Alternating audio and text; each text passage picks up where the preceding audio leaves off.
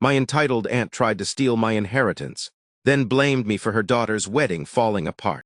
Let me tell you a story that still makes my blood boil every time I think about it. It's the kind of thing you only expect to see in a Netflix drama or a Reddit post, and I lived through it. I, 26F, come from a pretty average family. My mom, dad, and I lived a simple, happy life. We weren't rich, but we weren't struggling either. The problem came from one side of the extended family, my mom's sister, aka my entitled Aunt Karen. Karen has always believed that she and her daughter, Carly, were better than the rest of us. You know the type, thinks the world owes her something, always complaining about how unfair life is, while doing absolutely nothing to fix it. Carly, 28F, is my cousin, and we used to be close as kids. But somewhere along the line, she absorbed her mom's attitude. Expensive taste, no money, lots of drama, and a tendency to look down on anyone who didn't wear designer labels. That kind of vibe. My parents were good people. My mom worked in education, and my dad owned a small car repair shop. They were careful with money and saved for years to eventually buy a modest home and set aside a bit for the future. They also had wills because they were practical and responsible adults. I didn't know much about the details until everything went downhill. Sadly, both of my parents passed away in a car accident 2 years ago. I was devastated. I'm an only child, and I had no idea how to handle any of it. I had to plan the funerals, take care of the house, and deal with legal stuff all while grieving. It was one of the hardest times of my life. A few weeks after the funeral, I got called into the lawyer's office to go over the will. That's when I found out that my parents left everything to me. The house, their savings, everything. It wasn't a fortune or anything, but it was enough to give me some peace of mind while I figured out how to move forward. Enter Aunt Karen. I swear she must have had some kind of radar, because not even a week after the will was read, she called me out of the blue. It started with fake sympathy. "Oh, sweetie, I just wanted to check on you. How are you holding up?" But it didn't take long before she got to the real reason for the call. "You know, your parents always talked about helping Carly with her future. It would have meant the world to them to support her wedding, especially since she's getting married in the fall." I was caught off guard. "I'm sorry, what?" Karen didn't miss a beat. "Well, it's only fair. You've already got the house and the savings, and Carly's wedding is so expensive. She's booked the venue, the flowers, the photographer, but it's all adding up. Surely your parents wouldn't want her to cancel anything just because of money, right?" I was stunned. I honestly didn't know what to say. I managed to tell her that I needed time to think and ended the call. That night I cried. I cried because I missed my parents, because I was overwhelmed, and because my own aunt saw my grief as an opportunity to ask for money. I ended up calling the lawyer the next day to double-check everything, just to be sure there wasn't some letter or condition in the will about helping Carly. There wasn't. Everything was left to me with clear instructions. When I told Karen that I wasn't going to fund Carly's wedding, she exploded. "You're so selfish. Your parents would be ashamed of you. You're just a kid. You don't even know how to handle that kind of money. You'll blow it all on yourself and forget about family." And then she said the thing that made me snap. "You owe us, after everything we've done for you." I was like, what? What had they done for me? The last time I stayed at her house was over a decade ago, and even then she made me feel like a burden. They never called on my birthday. They never visited. They never helped with anything when my parents died. But suddenly I owed them.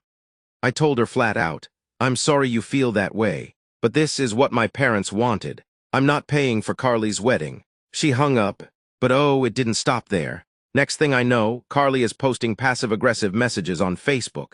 Things like, "Some people are too greedy to support family, but will post fake sad selfies about their tragic loss." Or, "Imagine inheriting everything and still having the audacity to say no when someone asks for help." I ignored it, but my friends and coworkers were asking what was going on. It was humiliating. Then came the worst part. Carly's wedding planner reached out to me via email. Apparently, Karen had told her I was sponsoring the whole wedding and had instructed the planner to bill me directly. I called the planner and explained everything. She was stunned and clearly annoyed to have wasted time coordinating with someone who had no intention or obligation to pay. I apologized for the confusion, and she was kind enough to let it go. But she did tell me that if the cancellation fees weren't paid soon, the wedding was going to fall apart. I stayed out of it after that. Well, the wedding didn't happen. Carly couldn't afford the venue without that extra help. She had to downgrade everything, venue, dress, even the guest list. And instead of taking any accountability, Karen told the entire family that I ruined her daughter's wedding by refusing to share what should have been everyone's inheritance. For a while, I was getting cold shoulders at family gatherings. Some of my distant relatives, people I barely knew, looked at me like I'd kicked a puppy. One even said, "You know your parents loved Carly too." And I said, "Yeah," and they trusted me to carry out their wishes. If they wanted Carly to have money, they would have put that in the will. Things calmed down eventually. The wedding happened, small, rushed, and full of drama from what I heard. Carly and her new husband are already struggling with money. Karen is still bitter, but I've learned to keep my distance. I used part of the money to go back to school and finish my degree. I also set up a small emergency fund for myself, and I donated some to a charity my parents supported.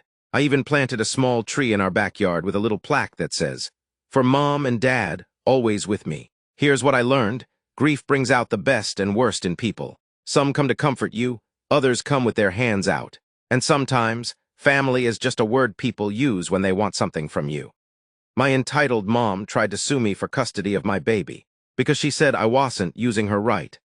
This story still messes with my head. Every time I think I've moved on, I get some random reminder, like an old photo or a message request from some nosy relative, and it all comes rushing back. So for context, I 27F had my daughter, Ellie, 2 years ago. She's the best thing that's ever happened to me, and I wouldn't trade being her mom for anything in the world. But the road to being her mother wasn't easy, and not just because of postpartum or the normal new mom struggles. No, my biggest challenge was dealing with my entitled mother, Linda. Linda has always been a difficult woman. If there's a spotlight, she wants a stand in it.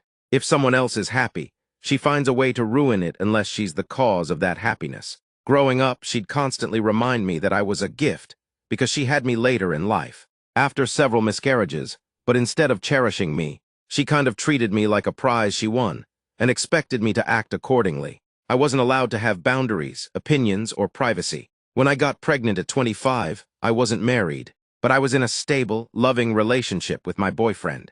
Tom, we lived together, had solid jobs, and had already talked about building a life and family. Linda, however, flipped. First, she acted like I'd ruined my life by getting pregnant so young. Then, when I didn't react to her dramatics, she changed tactics and started acting like she was the one having the baby. She told her coworkers, church group, and even strangers that she was expecting a granddaughter, as if she was the one who would be raising her. She constantly referred to Ellie as her baby, not mine. It started with little things, buying baby clothes without asking me, picking out nursery colors even though she didn't live with us, and insisting she be in the delivery room even though I said no. Things got worse after Ellie was born. At the hospital, I made it clear, only Tom and I would be in the room. No visitors until I was ready. But Linda showed up anyway, tried to sweet-talk a nurse into letting her in. And when that didn't work, she literally faked chest pain in the waiting room so she could sneak closer to maternity. She actually got taken to the ER for observation. And even then, she had the audacity to say, "See what you did to me." Once we got home with Ellie, she tried to insert herself into everything. She'd show up uninvited if I didn't let her in. She'd cry loud enough for the neighbors to hear. She told everyone she was practically raising the baby because I was so overwhelmed, even though I never once asked her for help. She'd criticize everything. If I fed Ellie formula, she'd say that's poison. If I breastfed, she'd say I was starving her. If Ellie cried, it was because I wasn't motherly enough. She even tried to change my daughter's name on social media, telling people, "We're calling her Isabella now. Ellie sounds too plain." But the breaking point came when Ellie was about 5 months old. Linda came over one afternoon while I was trying to get Ellie to nap. Tom wasn't home and I was exhausted. I told her not to come in, but she pushed past me. She sat down on the couch, looked me dead in the eye and said, "You're not using her right." I blinked, "Excuse me." She smiled all smug, like she was about to bless me with wisdom. "You've got this beautiful little baby, and you're just keeping her all to yourself. Think about how much attention you'd get if you took her to my church every week, or if we posted more photos of her online. People love babies. They give you things if you're smart." I was stunned. "Are you saying I should use my daughter for attention?" She rolled her eyes. "Oh, come on. Back in my day, people knew how to use a baby to improve their life. You're just sitting around in sweatpants when we could be out there, showing her off." I asked her to leave. She refused. So I picked up the phone and told her I was calling the cops. She stormed out, but not before saying, "You'll regret this. One day she'll know who really cared about her." A week later, I was served with legal papers. My own mother had filed a petition for grandparent rights and was attempting to seek joint custody of Ellie. Her claim that I was emotionally unstable, refusing to allow a relationship between grandmother and child, and living in unsafe conditions. She even submitted edited photos of my home to make it look messy. She included a witness statement from a neighbor who, turns out, she bribed with grocery gift cards. I broke down. I felt betrayed, scared, humiliated. I hired a lawyer immediately, and thankfully my documentation, texts, call logs, photos, videos, and witnesses made it clear that I was a good, attentive mom and that Linda was trying to manipulate the system. The judge denied her petition outright and warned her against harassment. That should have been the end, but of course it wasn't. Linda went online and posted a lengthy Facebook rant, tagging dozens of people and painting me as an ungrateful, mentally unstable daughter who was punishing her own mother out of spite. She said I had ripped a child away from a loving grandmother and told people to pray for my soul. Some of her church friends reached out to me. One even offered to take Ellie for a while so I could rest. I blocked them all. Linda kept trying to message Tom and even his parents, telling them they needed to step in before it's too late. Eventually, we filed for a restraining order. She didn't take it well. She showed up at my door in tears, screaming, "I gave you life and you treat me like this." I didn't even open the door. It's been over a year now. The restraining order is still in place. Linda moved to a different city, but occasionally sends me emails under fake names. Some begging to see Ellie, others calling me evil. But here's the thing, Ellie is happy, she's healthy, she's loved.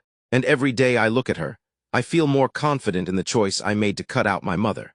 Not just for my sake, but to break the cycle. Because no child should ever grow up thinking that love means control, guilt, and manipulation. And no parent, no matter how entitled, has the right to use a child like a pawn. My entitled in-laws tried to kidnap my son because I wouldn't let them baptize him. I never imagined that saying no to a baptism could spiral into a full-blown custody battle. But when you're dealing with entitled grandparents, especially the religious kind who think their word is law, logic tends to go out the window. I, 29F, have been married to my husband, Matt, 30M, for 5 years. We have a 2-year-old son named Jonah. He's bright, funny, sensitive, and absolutely obsessed with dinosaurs and peanut butter sandwiches. Matt and I are both agnostic, not atheist exactly, just not religious. We were both raised Christian but left the church in our early 20s. We still value kindness, compassion, and community. We just don't feel the need to anchor that to religion. Unfortunately, Matt's parents, Karen and Ron, didn't take that decision well. They're the kind of people who say things like, "This country's falling apart because people don't go to church anymore, and God punished you with allergies because you stopped praying." Karen even used to send us Bible verses via text when she was mad at us. Not even relevant ones, just random scriptures like Leviticus 19:28, about tattoos, because Matt once dyed his hair blue in college. Anyway, when Jonah was born, things started off okay. They were excited, showered us with gifts, and came to visit often. But even in those early days, Karen kept making comments. "When's the baptism? Have you picked a church yet? You're not really going to let him grow up without a church family, are you?" At first, we politely dodged the questions. We were sleep-deprived and focused on learning how to keep a newborn alive. But when Jonah turned 6 months, Karen sat us down during a visit and handed us a flyer from her church. It was for infant baptisms. She'd already signed us up. I looked at Matt, he looked at me, and I very gently told her, "We're not doing a baptism." She blinked. "What do you mean you're not doing a baptism? Every child needs one, it's protection." Matt chimed in, "We're not religious anymore. Mom, we've talked about this." Karen's voice got tight. "So you're just going to risk his soul? For what, so you can feel edgy?" Ron didn't say much, just sat there scowling like he wanted to break something. We told them, kindly but firmly, that Jonah would not be baptized.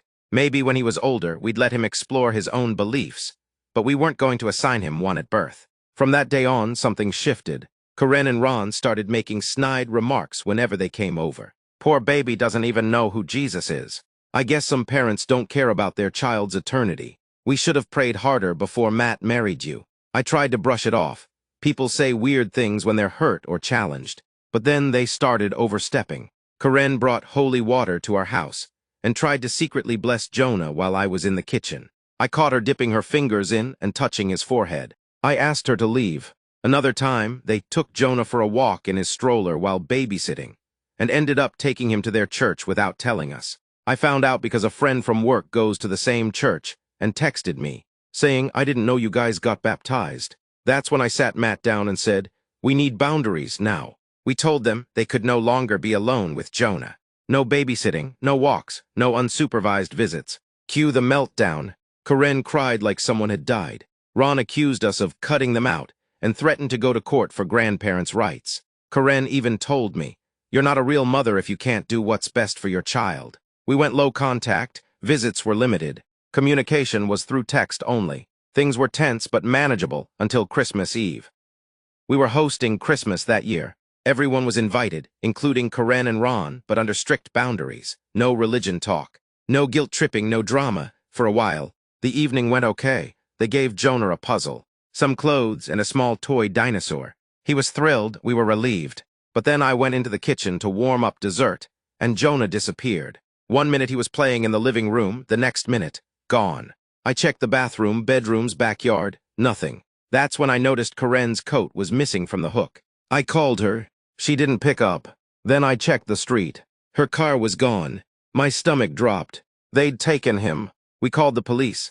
I was shaking so badly I could barely hold my phone. Matt was pale and furious, pacing the driveway. I gave the cops their names, license plate, photo, and where they might have gone. An hour later they were found, at their church, preparing to bring Jonah before the altar. Karen claimed it was just a blessing, and that no harm was done. She actually had the nerve to say, "We thought you'd changed your minds. We were just doing what's right." They were charged with unlawful detainment of a minor. But because they're family, and no harm came to Jonah, they didn't go to jail, just probation, mandatory counseling, and a restraining order. We went no contact after that. People from their church sent us nasty letters. Karen's sister called me a demon. Ron's Facebook profile said we were mentally ill liberals trying to raise a pagan child. But none of that matters now. Jonah is safe, happy, loved. We've since moved to another city. We changed numbers, locked down our social media, and made sure the daycare knew never to release him to anyone but us. And sometimes when he's sleeping, and I watch his chest rise and fall, I still feel that burst of terror from the night he disappeared. All because 2 entitled grandparents thought their beliefs were more important than our parenting. My entitled grandparents ruined my wedding because I didn't use their favorite color. Let me tell you about the time my grandparents, yes, my own sweet-looking, cardigan-wearing, casserole-baking grandparents, turned my wedding into an all-out disaster just because I didn't use the color lavender in the decorations. I, 26F, got married last year to the love of my life. Jordan, 28M, we're both very chill. Low-maintenance people, we didn't want a big, dramatic wedding, we wanted a small, outdoor ceremony in a garden, followed by dinner with our close friends and family. Our color theme, sage green, ivory, and gold, nothing wild, just soft and elegant. Now my grandparents, let's call them Margaret and Stanley, are the royalty of family drama. They thrive on being the center of attention. If someone else has a moment, they'll find a way to either upstage it or ruin it. We've all learned to keep them at arm's length. But they're family, so we invited them. Huge mistake. It all started when we sent out the invitations. They were simple, classy cards with floral accents in our wedding colors. A week later, I got a handwritten letter in the mail. Yes, a literal paper letter from my grandma Margaret. It read, "Dear Amelia, I was surprised and hurt to see no lavender in your wedding theme. You know it's my favorite color. Your grandfather and I had lavender at our wedding, and your parents did as well. It's tradition. I do hope this was an oversight and that you will correct it before the big day. Love, Grandma Margaret." I laughed at first, like she couldn't be serious, right? Wronged. She followed up with a phone call 2 days later, asking where exactly I'd be incorporating lavender into the ceremony. I told her gently that we weren't, and that we already had our theme and vendors booked. She went silent for a moment, then said, "So I guess family legacy means nothing to you." I thought that would be the end of it. I moved on. Fast forward to the bridal shower. My grandma shows up wearing a lavender ball gown and gives me a gift bag full of lavender-colored items.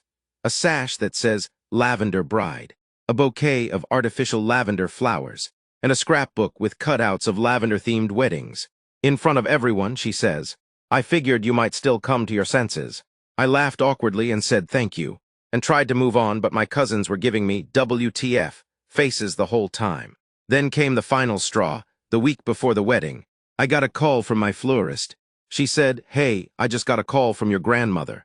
She asked me to change the flowers to include lavender roses and baby's breath. She said she's the matriarch of the family, and it wouldn't be a wedding without her touch."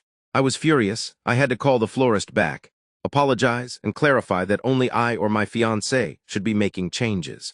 Then I called my grandmother and told her very calmly, "Please stop trying to change my wedding. This day isn't about you. You're a guest, not the planner."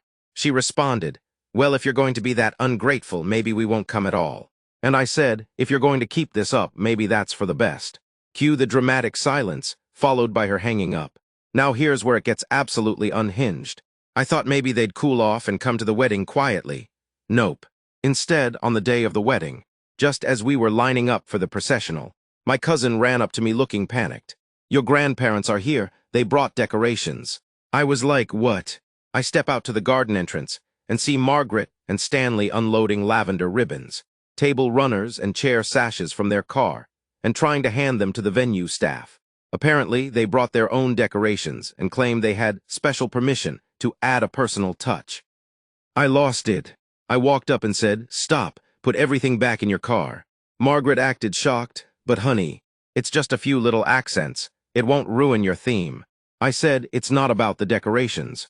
It's the fact that you keep doing things behind my back and ignoring my boundaries." She started crying, like full-blown tears. "I just wanted it to be beautiful. I wanted it to feel like family." Stanley muttered something about disrespectful youth and walked off. They didn't leave, oh no. They stayed for the ceremony, wearing lavender from head to toe. Margaret even had a lavender fascinator on her head, like she was attending a royal wedding. During the ceremony, she coughed loudly every time a flower girl walked past with a sage green basket. During our vows, she turned to my aunt and whispered loudly, "This would have looked so much better with lavender." The reception, worse. She tried to give an unscheduled speech during dinner and started talking about her wedding and how traditions matter more than aesthetics. I literally had to signal the DJ to cut her off. Then, while I was on the dance floor, I saw her at the gift table, moving my wedding presents. I rushed over and found out she had brought her own lavender wrapping paper and was rewrapping our gifts to make them match. At that point, Jordan, my husband, stepped in. He kindly but firmly told them they had to leave. They made a scene, of course, thrown out by our own family, all because of a color. They stormed out. It's been a year since then. We haven't spoken much. She sends passive-aggressive emails every few months saying things like, "Hope your green and gold marriage is going better than your green and gold wedding." The funny part, she still sends me lavender stuff. For my birthday, she sent a lavender teapot with a note that said, "Maybe your next celebration will have taste." And just last week, she sent me a photo of her and Stanley at their country club's anniversary party, decorated entirely in lavender with the caption, "Now this is a proper color scheme." Moral of the story, some people will cause a whole soap opera over the pettiest things. And sometimes, those people are wearing orthopedic shoes and offering you hard candy from their purse.